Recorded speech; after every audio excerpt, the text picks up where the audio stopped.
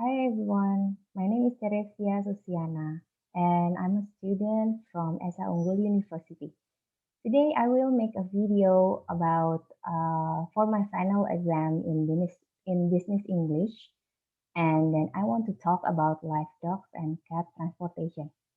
So we will begin now.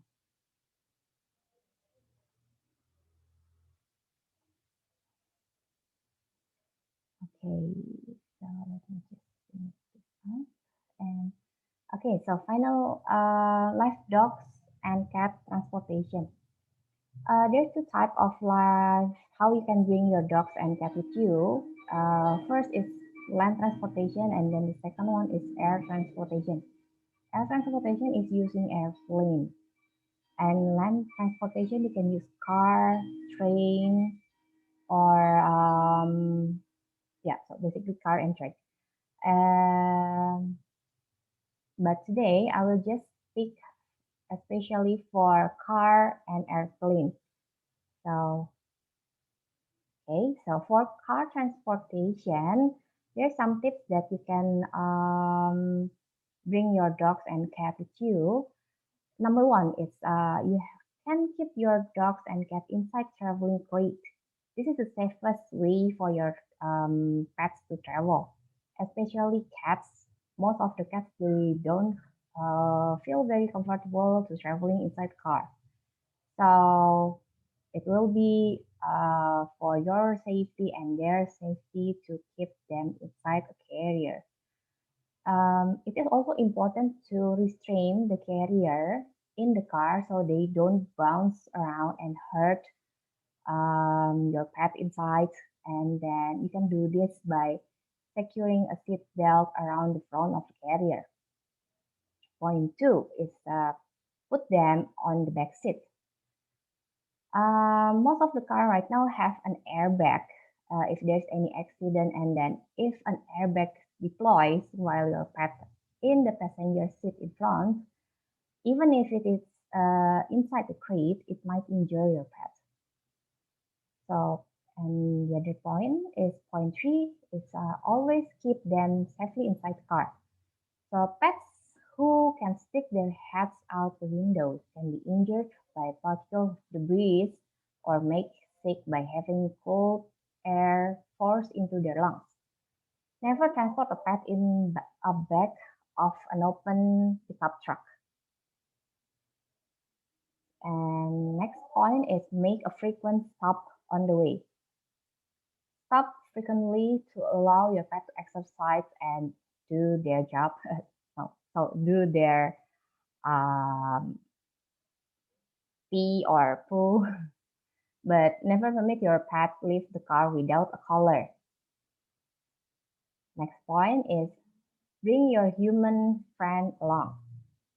So whenever possible, share the driving and pet caretaking duties with a friend or family member. So you will be able to get food or use facility at rest stop, knowing that someone you trust is keeping a close eye on your pet. Next point is don't ever leave your pet alone in a car. If you stop for a while, most people can just stop for a while and then put the air condition on. But you need to know that although the heat outside, for example, is 22 degrees Celsius, the temperature inside your car can be around 47. So it's very hot inside. And in Indonesia, which is we tropic, and then most of the time the heat outside is around 29 to 30 degrees Celsius. And you can imagine how much hot inside the car. So it can be up to 120 degrees Celsius inside the car. In this case, your pet also it's you open your windows or put air condition on, your pet will be still feel the hot, and then they are more they can more, how to say, they can feel the hot, and then it's very dangerous for your pet. They can suffering organ damage or even death from the heat stroke. And next, I will discuss you about airplane.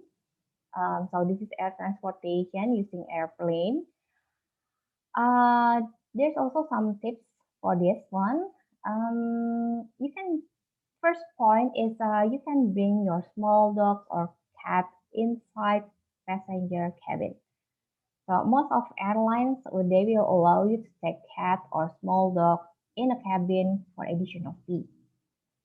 But you will need to call the airline first and then make a reservation that or just tell the airline that you will bring your pets with you. Also, most of airline they have limited space for pet inside the plane, and sometimes if they found any other passenger have allergies with cat or dog, you cannot bring your pets inside the plane, inside the cabin passenger. I mean, uh, so if you want to bring, if you have to put them in the cargo compartment, like the picture that I shown you here, you have to make sure that the crate itself big enough for your dog or your cat. So it uh how to say it's fit with your pet size. And then the second one is check and prepare the pet vaccination card and health documents. If you're traveling, especially if you're traveling, most of the airplane they want to see your legal document for the pets. So the pets have to have a valid vaccination and then a health certificate from the government. Some of them also might require a microchip. Microchip is like an ID. So it's a small chip, and then your vet can put it inside your pet, and it contains of numbers, which is it will be like your pet's ID number, and it's for life. And the next point is use the most direct flight. So traveling safe is already make your pet feel stressed. Less flying hour for the pet will be better for them. And the next point, fit your pet with a color that cannot get caught in carrier door. Fix aside, you can put the dog tag, but make sure that the dog tag is not able to get in caught in the hole of the traveling crate.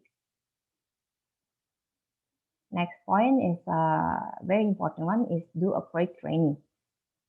So give your pet at least a month before your flight to become familiar with the travel crate.